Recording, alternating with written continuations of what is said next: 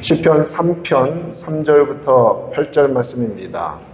어제 1절과 2절을 우리가 말씀의 은혜를 받았고, 그러면서 3편에서 처음 시작되는 표제, 제목이죠.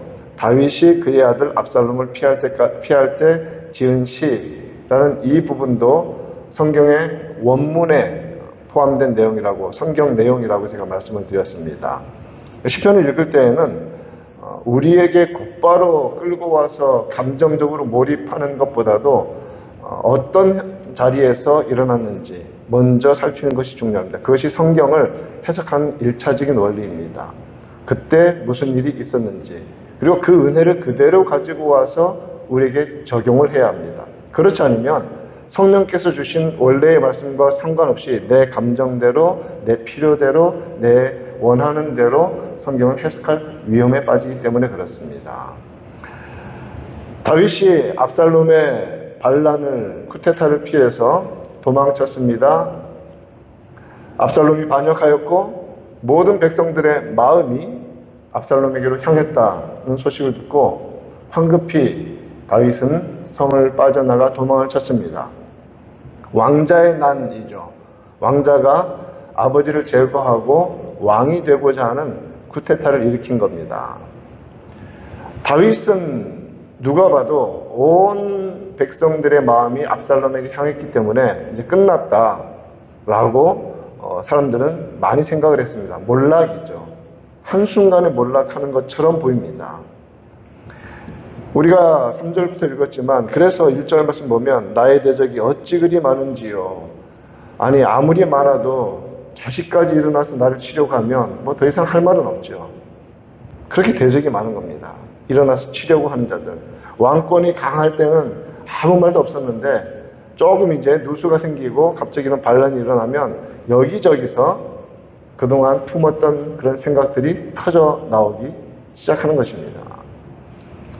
아들조차도 자기의 대적이 된 상황 속에서 2절 말씀에서는 많은 사람이 나를 대적하여 말하기를, 다윗이 곤경에 빠지자 곧바로 다가온 일은 무엇이냐면 말의 공격입니다. 이것은 인간 사회에서 항상 있는 일입니다. 무언가 위치에서 흔들리고 지도력이 무너질 때, 일반 사회적인 현상에서도 그렇지 않습니까? 그러면 무엇이 나타납니까? 이제 말의 공격이 시작이 됩니다. 온갖 말들이 시작이 되는 것이죠. 오죽하면 영어 단어로 lame duck 현상이라는 그 말까지 있겠습니까? 대통령이 이제 마지막 해가 되고 이제 힘을 잃어갈 때가 되면 첫 해에는 그렇게 막 손이 그냥 지문이 딸 정도로 막 이러던 사람들이 뒤에 가서 이제 서서히 이 오리가 뒤뚱거리며 걷는 것처럼 힘이 없으니까 이제 말을 막 함부로 하기 시작하는 것이죠. 그런 일이 순식간에 이제 일어난 것입니다. 그러면서 가장 아프게 공격하는 말이 뭐냐면 그는 하나님께 구원을 받지 못한다. 이 말로 쏘는 화살이 얼마나 무서운지를 다윗은 경험하고 있는 것이죠. 그런데 다른 것보다도 정말 하나님을 사랑했던 다윗에게 있어서 이것보다 더 무서운 공격이 있겠습니까? 하나님께 구원받지 못한다. 하나님이 버리셨다. 저거 버린 카드다. 이제 끝났다. 저주이죠. 실제로 다윗이 피할 때 그토록 저주를 퍼부었던 자가 있지 않습니까? 시므이라는 인물이었죠. 사울의 친족이었습니다. 사무엘 하 16장 7절과 8절 보면 피를 흘린 자여, 사악한 자여, 가거라, 너 끝났다. 사울의 족속의 모든 피를 여호와께서 내게로 돌리셨도다. 그를 이어서 내가 왕이 되었으나 여호와께서 나라를 내 나라 압살롬의 손에 넘기셨도다. 보라, 너는 피를 흘린 자이므로 화를 자초하였느니라. 여러분 한번 생각해 보십시오. 다윗이 사울의 집안에 대해서 나쁘게 한 적이 있었습니까? 단 한 번도, 한 차례도 없었습니다. 심지어는 정말 누가 봐도 자기를 죽이려고 달려드는 사울을 하나님께서 이제 죽이라고 허락하신 상황까지 2번이나 있었는데, 그때도 어떻게 했습니까? 하나님께서 기름 부음 받은 자를 내 손으로 칠 수 없다. 라고 해서 하나님을 경외하는 가운데 그를 건드리지 않았습니다.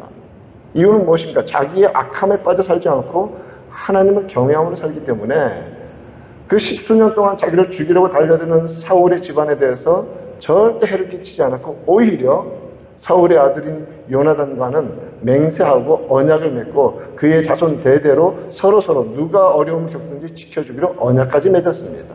그리고 그 언약을 그는 무비보셋을 왕자의 대우로 해주면서 충실하게 지켰습니다.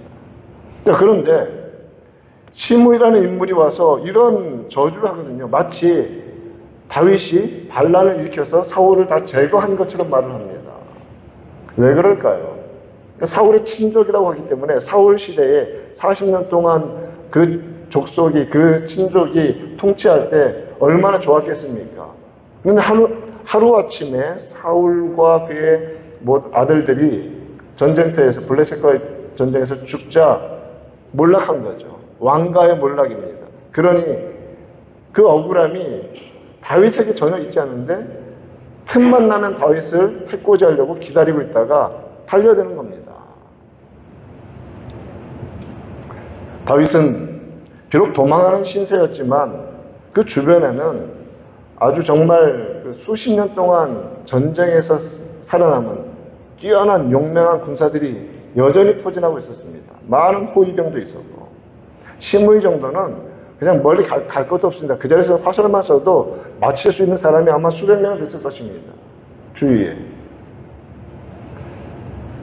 그런데 다윗은 어떻게 합니까? 야, 내 아들도 나 죽이려고 달려드는데 하물며 사울의 족속이야. 여호와께서 저주하라고 하셨으니 하도록 내버려두라 라고 하나님께 맡깁니다. 하나님 손에 맡깁니다. 여기서 가장 중요한 것은 다윗이 마음이 너무 상해서 그런 힘도 없어서 한 게 아니라 더 궁극적이고 구체적으로 그가 무엇을 의지하고 있는가를 말해주고 있는 겁니다. 끝까지 하나님을 의지합니다.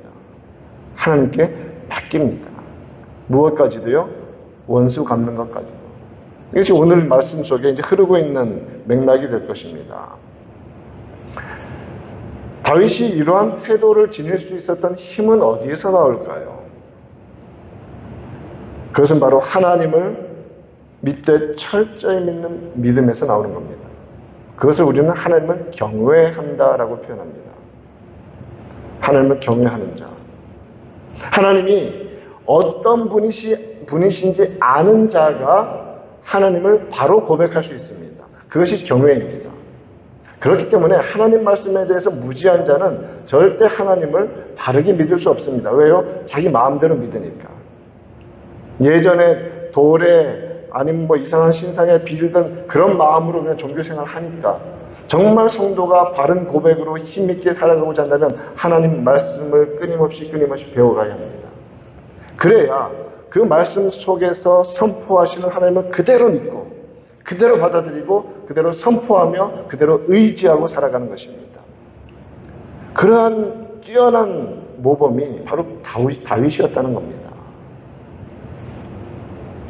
3절 말씀 보면 그래서 다윗은 이러한 사람들의 저주와 비방과 비난과 멸시가 있을 때 I can do it 이렇게 나가지 않아요. 3절 말씀 보면 어디로 피하냐면 하나님께로 피하는데 그의 입에서 하나님이 어떤 분이신지에 대한 고백으로 시작합니다. 여호와여 주는 나의 방패시요. 이렇게 날라드는 이 말의 화살들, 실제적인 위협들 막 다가올 때 하나님만이 나를 지키시는 나의 방패시라고 고백하는 것입니다. 여러분 이 고백합시다. 어려움이 물밀듯이 밀려올 때 시편 3편 3절 외우기도 쉽잖아요. 여호와여 주는 나의 방패이십니다. 주는 나의 영광이십니다. 나의 머리를 드시는 자이십니다. 지금 다윗은 어떤 상태입니까? 머리 숙이고 그냥 땅속이라도 그냥 콱 처박혀서 숨고 싶은 그런 부끄러운 지경 아닙니까? 그런데 거기서 무슨 이야기를 합니까? 영광이라는 단어를 쓰고 머리를 드신다는 표현을 쓰고 있는 거예요. 다윗으로 하여금 그 악한 자들의 그릇된 저주의 말에도 심의의 그러한 태도에도 감정적으로 반응하지 않고 견디게 했던 힘이 바로 여기에 있다는 겁니다. 그가 사람들 보기에 아무리 비천한 자리로 떨어져서 이제는 끝났다. 모든 백성들의 마음이 다 돌아섰다. 여기까지다. 아무리 그러한다 할지라도, 아무리 그런 말을 할지라도 하나님이 허락하셔야 그런 일이 일어난다는 겁니다. 하나님만은 자신을 지켜주시는 방패라고 그런 선언하고 사는 것입니다. 지금 왕의 영광은 압살롬에게 다 넘어간 것 같습니다. 끝난 것 같습니다. 그러나 자기를 인정하시고 영광으로 이끌어 주시는 분은 하나님이시라는 말입니다. 성도 여러분, 높이시는 분도 하나님이시고 낮추시는 분도 하나님이십니다. 그렇기 때문에 이 낮아졌을 때에 그냥 자기 자신 속에 빠져들지 않고 하나님을 붙잡을 때 나는 언젠가 일어설 거야 라는 기대감으로 그냥 견디는 것이 아니라 하나님이 계시기 때문에 그저 견디는 겁니다. 여러분, 이거 믿음입니다. 쨍하고 햇뜰 날 온단다? 이 노래 또 아는 사람도 저처럼 올드 멤버 그런 기대감 때문에 우리는 이 세상을 삽니까? 그런 기대감 때문에 하나님이 언젠가 내 삶에 쨍하고 볕들 날, 햇뜰 날 돌아오게 해주실 거야. 그런 기대감으로만 삽니까? 아니요. 이대로 죽더라도 우리는 하나님이 모든 것이기 때문에 가장 영광스러운 위치에서 살고 있는 자들입니다. 내 삶에 무언가 더 좋아져야 하나님이 계신다라는 그런 잘못된 공식을 깨야 합니다. 하나님은 완전하십니다. 하나님은 영원하십니다. 하나님은 항상 선하십니다. 항상 하나님은 가장 좋으십니다. 그렇기 때문에 어떤 상황 속에서도 그런 고백으로 가장 해피한 라이프를 그 순간순간 우리는 살아가는 겁니다. 비록 고난이 있어도, 비록 절망 중에서라도.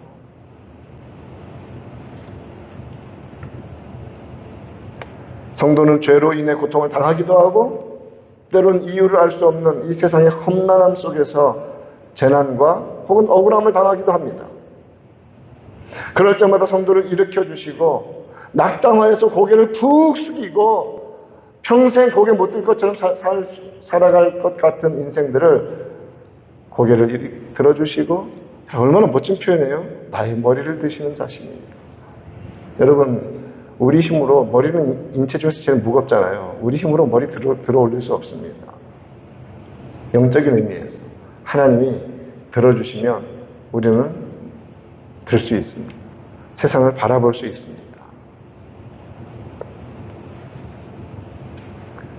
시편 118편 5절 말씀 보면 내가 고통 중에 여호와께 부르짖었더니 여호와께서 응답하시고 나를 넓은 곳에 세우셨도다.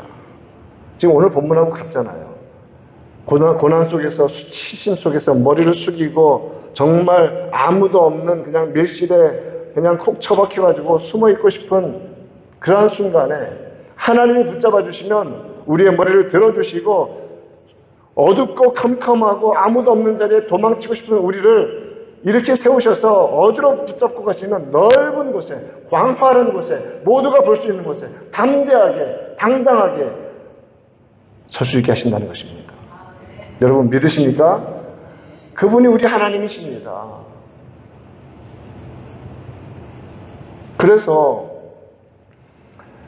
5절 말씀 보면 내가 누워 자고 깨었으니 라고 말합니다. 여러분 아시지 않습니까? 이런 고난의 순간에 잠들면 깨고 싶지가 않아요. 그렇지 않습니까? 너무 힘들면 아유 하나님 그냥 이대로 그냥 데려가셨으면 좋겠습니다. 뭐 그런 말 우리 뭐 살아가면서 최소 몇 번은 하지 않습니까? 삶이라는 게 점점 더 퍽퍽해지고 산 넘어 산이고 That's life. 그런데 우리 신앙생활은 그럼에도 불구하고 머리를 들고 어두운 곳에 숨지 않고 넓은 곳에 서는 것인데 그 힘은 내게 있지 않고 하나님의 손에 있다는 것입니다.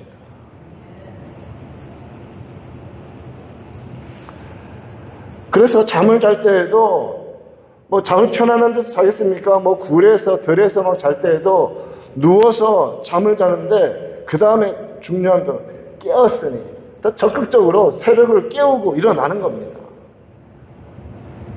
여러분 약속합시다.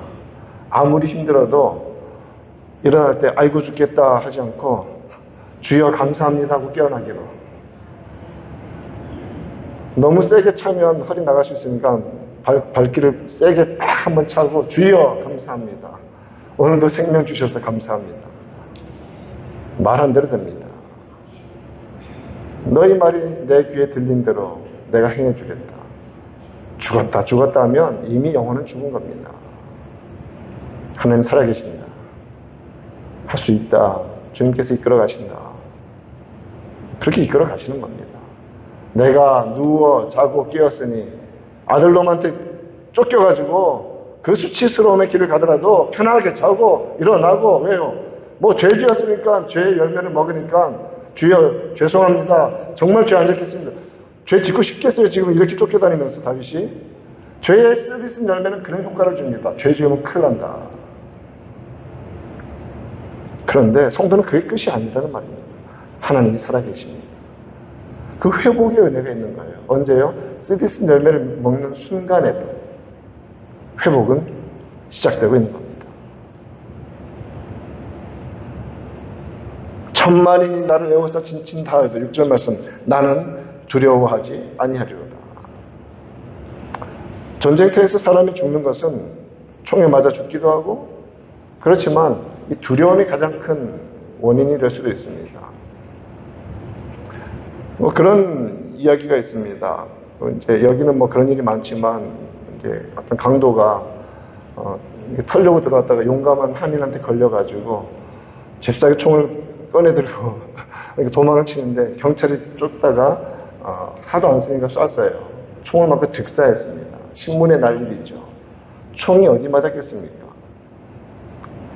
심장에 맞아 즉사했을까요? 엉덩이에 맞았는데 심장마비로 죽었습니다. 너무 두려우면 두려움이 사람을 죽일 수 있는 겁니다.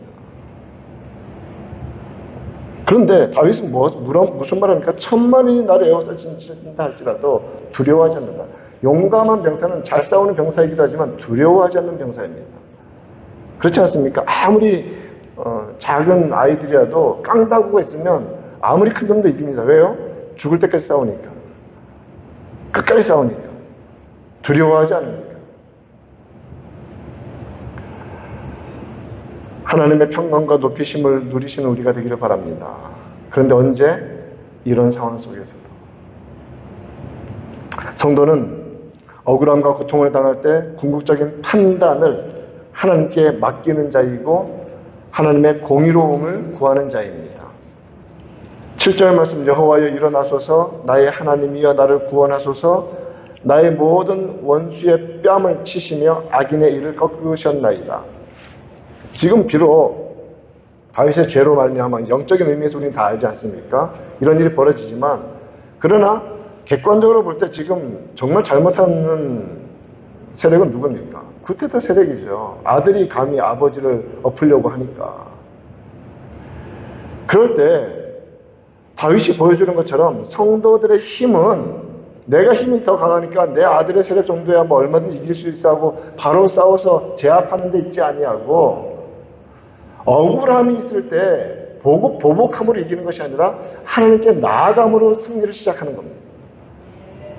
여러분 억울하십니까? 먼저 기도해야 합니다. 먼저 기도의 자리에서 하나님께 고해야 합니다. 로마서 12장 19절 말씀처럼 너희가 친히 원수를 갚지 말고 하나님의 진노하심에 맡기라. 기록되었으되 원수 갚는 것이 내게 있으니 내가 갚으리라 라고 말씀하십니다. 믿음의 사람은 하나님을 성경대로 바르게 고백하는 자입니다. 그리고 그 고백대로 모든 상황 속에서 최종적인 판단과 심판을, 그 갚으심을 하나님께 맡기는 자입니다. 다윗은 그런 믿음의 소유자였습니다. 그렇기 때문에 8절 말씀, 구원은 여호와께 있사오니. 만약에 뛰어난 용맹한 장수들과 더불어서 곧바로 압살롬의 반란을 제압했다면 그 구원은 누가 이룬 것입니까? 다윗이 능력으로 이룬 것이죠. 그러나 고통 중에 쫓기기도 하고 억울하기도 하고 하지만 결국은 군사적으로 이기지 않습니까? 요압의 그런 지휘 아래. 그러나 승리는 누가 주신 것입니까? 하나님이 주신 것. 구원은 하나님께로부터 옵니다. 구원은. 그러므로 주의 복을 주의 백성에게 내리소서. 이 말씀 깊이 간직하고 새기는 이 아침 되기를 바랍니다. 우리의 궁극적인 구원은 오직 하나님께로부터 옵니다. 창조주 하나님, 주권자 하나님, 섭리하시는 하나님, 그 하나님이 우리 하나님이시고 우리 모두 고백하는 나의 아버지이십니다. 그러한 하나님 굳건히 붙들고 고백하며 오늘도 믿음으로 승리하는 은혜가 우리 가운데, 우리 교회에 넘치기를 우리 구주 예수님의 이름으로 축원드립니다.